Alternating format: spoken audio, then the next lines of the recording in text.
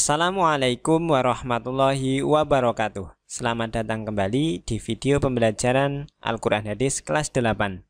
Pada video kali ini kita akan membahas tentang hukum mim sukun dan bagaimana penerapannya dalam Quran surat Al-Bayyinah.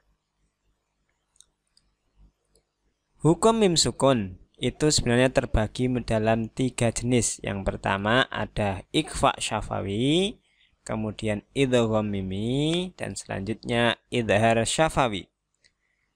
Ketiga hukum ini akan terjadi apabila ada huruf-huruf penyebabnya. Yang pertama misalkan ikhfa syafawi ada huruf ba, idgham mimi huruf mim, dan idhar syafawi semua huruf hijaiyah kecuali mim dan ba. Jadi kalau yang di sini sudah digunakan ikhfa, di sini mim digunakan idgham mimi, maka idhar syafawi ini selain dari kedua huruf ini. Nah, bagaimana huruf-huruf tersebut bekerja sehingga membuat sebuah hukum mim sukun? Kita lihat dari yang pertama dulu, yakni tentang ikhfa syafawi. Nah, ikhfa syafawi terdiri dari 2 kata, yakni ikhfa dan syafawi. Ikhfa artinya samar-samar, kemudian syafawi artinya bibir. Secara istilahnya maka menyuarakan lafal mim mati dengan cara samar-samar di antara 2 bibir dan mendengung. Jadi ditahan. Nah, bagaimana itu? Kalau tadi ikhfa syafawi kita tahu huruf penyebabnya adalah ba, maka apabila ada mim sukun atau mim yang berharokat sukun bertemu dengan ba, maka mim mati ini harus dibaca samar dan berdengung. Sebagai contoh, pada lafaz fabasyirhum bi'adzabin, di sini terdapat mim mati yang kemudian huruf berikutnya adalah ba, maka dia harus dibaca secara samar dan berdengung. Fabasyirhum bi'adzabin, fabasyirhum bi'adzabin. Pada contoh berikutnya ada kata rabbuhum bil ghaib. Rabbuhum bil ghaib. Di sini ada mim sukun kemudian bertemu dengan ba. Jadi tidak boleh dibaca rabbuhum bil ghaib. Nah, itu tidak sesuai dengan ketentuan ikhfa syafawi. Yang berikutnya adalah idgham mimi. Kalau tadi ikhfa syafawi, sekarang idgham mimi. Idgham artinya memasukkan, sementara mimi artinya huruf yang sejenis. Apabila secara istilahnya adalah membunyikan lafal mim mati dengan cara mentasydidkannya. Bagaimana tuh cara mentasydidkannya itu? Ya. Huruf penyebab dari idgham mimi kita tahu adalah huruf mim.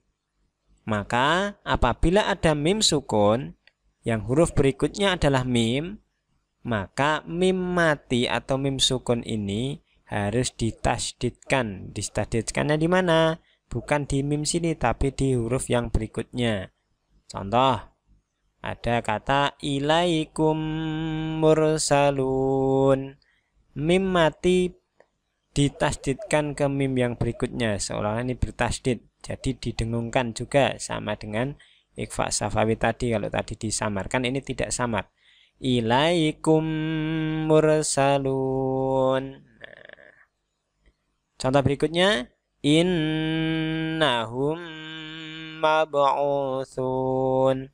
Sebagaimana hukum sebuah huruf yang bertasydid dia harus berdengung, maka mim mati di sini harus didengungkan juga.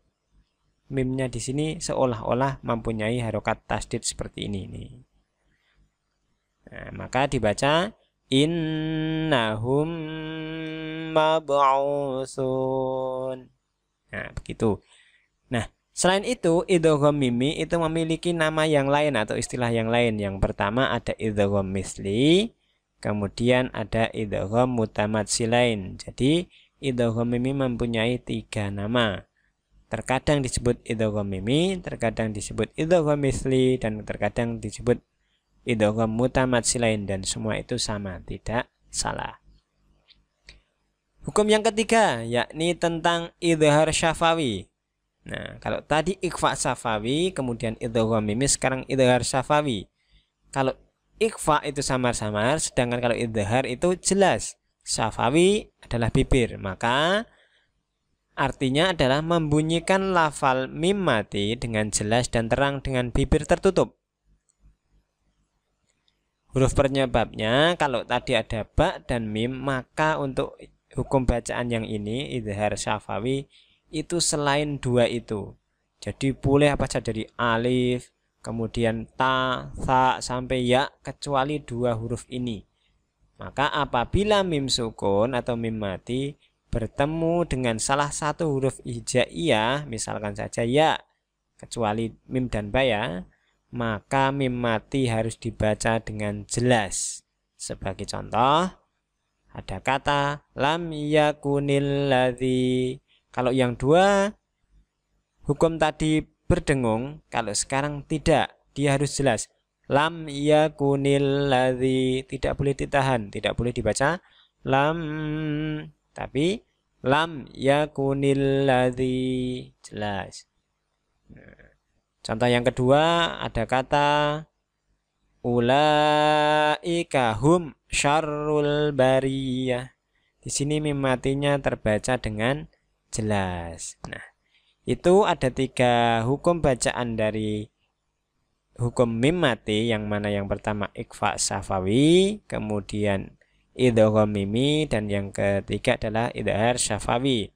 Silahkan kalian nanti praktekkan ketika membaca Al-Quran dan bisa kalian cari dalam surat Al-Bayyinah.